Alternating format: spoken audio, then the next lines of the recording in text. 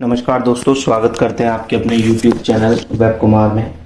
दोस्तों, आज हम बात करेंगे कि how to make a salary sheet in Excel. जी हाँ, यदि आप किसी कंपनी में काम करते हैं एज अकाउंटेंट और आपको सैलरी शीट वगैरह बनाते हैं तो ये जो वीडियो है ये आपके लिए काफ़ी हेल्पफुल होगा। और अगर आप एक बिगिनर हैं तो भी आप लर्न कर सकते हैं that how to make a salary sheet in Excel. तो चलते हैं कंप्यूटर स्क्रीन की तरफ और देखते हैं कि कैसे हम एक सैलरी शीट एम्प्लॉयज की सैलरी जो है कैलकुलेट कर सकते हैं एक्सेल में। तो आप देख सकते हैं मैंने प्री डिफाइंड फॉर्मेट तैयार कर रखा है पहले से ही। तो इसमें आप देख सकते हैं आईडी नंबर, जो एम्प्लॉय के पास जो आईडी नंबर होता है वो आईडी नंबर मैंने यहाँ मेंशन करा है। एम्प्लॉय का नेम, एम्प्लॉय का नाम क्या है, फिर उसके बाद डेजिग्नेशन आप देख सकते हैं क्या उसकी डेजिग्नेशन है, क्या उसकी पोस्ट है, फिर उसकी बेसिक सैलरी क्या है, एंड देन उसके बाद वो कितने दिन आया है, अटेंडेंस उसकी कितनी है, कितने डेज की अटेंडेंस है। और यहाँ हम कैलकुलेट करेंगे सैलरी ऑफ वर्किंग डेज। जी हाँ, उसकी क्या सैलरी है और वो कितने दिन आया है उसको हम यहाँ पे salary of working days calculate करेंगे। दोस्तों, अगर हमारे पास 100 एम्प्लॉयज का डेटा हमें निकालना है तो ऐसा नहीं है कि हम 100 के 100 में वही कैलकुलेशन करेंगे।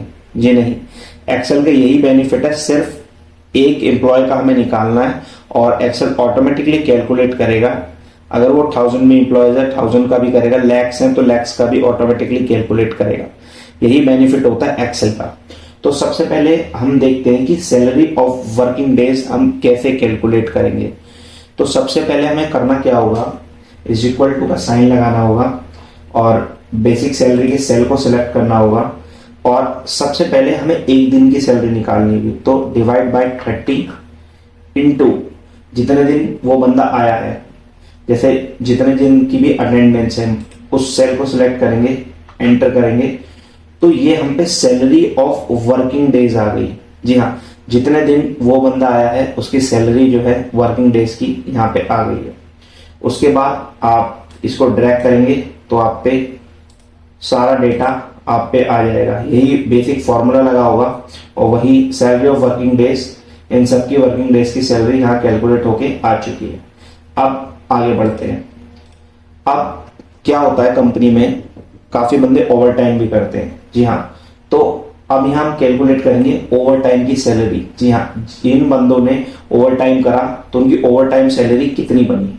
तो उसके लिए करना क्या होगा, हमें ओवर टाइम सैलरी के लिए सबसे पहले is equal to sign basic salary जो है उसे डिवाइड करेंगे 30 से ताकि एक दिन की सैलरी निकाल पाए। फिर हमें एक घंटे की सैलरी निकालनी होगी घंटे के हिसाब से, तो उसे डिवाइड करेंगे 8 से, क्योंकि 8 वर्किंग आवर होते हैं। अगर 10 वर्किंग आवर है तो 10 से करेंगे, 12 है तो 12 से करेंगे। फिर इनटू जितने भी दिन वो बंदा आया है, अगर वो मतलब जितना उसका ओवर टाइम है आवर्स में, अगर 30 है तो into 30 and then enter.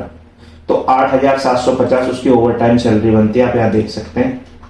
And then उसको ड्रैग करेंगे तो सबकी ओवर टाइम सैलरी निकल के आ जाएगी। नाउ अब बात करते हैं ग्रोस सैलरी की।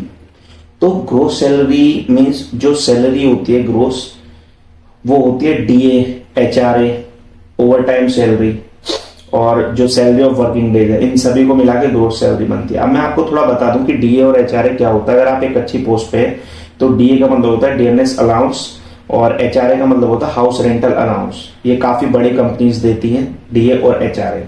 तो अब हम ग्रोस सैलरी कैसे कैलकुलेट करेंगे, इज इक्वल टू का sign salary of working days जितने दिन एम्प्लॉय आया plus overtime salary plus DA plus HRA and then enter. अब ये ग्रोस सैलरी बन गई उस पर्टिकुलर एम्प्लॉय की। ड्रैग करेंगे तो सभी की ग्रोस सैलरी आ जाएगी यहाँ पे।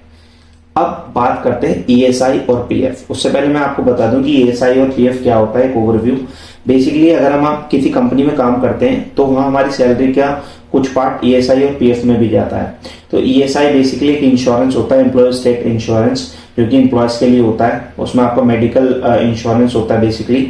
उसमें अगर आपको कोई मेडिकल से कोई भी डिजीज होती है, कोई भी दिक्कत होती है तो वहां जाके आप अपना इलाज करा सकते हैं। इसका हर कंपनी अलग अलग जो है गवर्नमेंट के हिसाब से कटता है।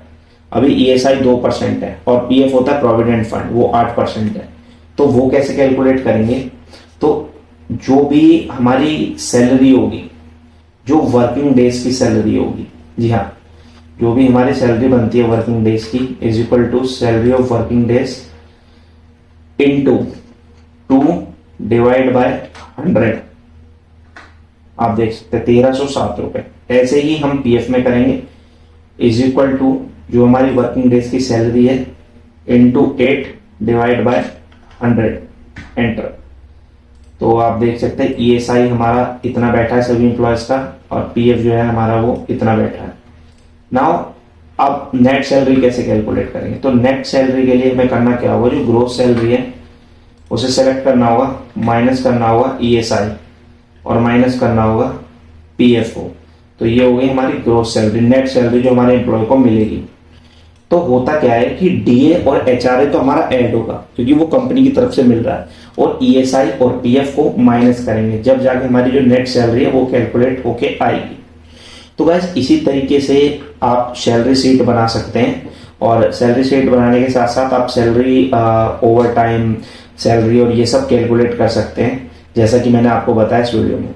तो गाइस अगर वीडियो अच्छी लगी हो तो कृपया चैनल को सब्सक्राइब करें, वीडियो को शेयर करें और लाइक भी करें। Thanks for watching.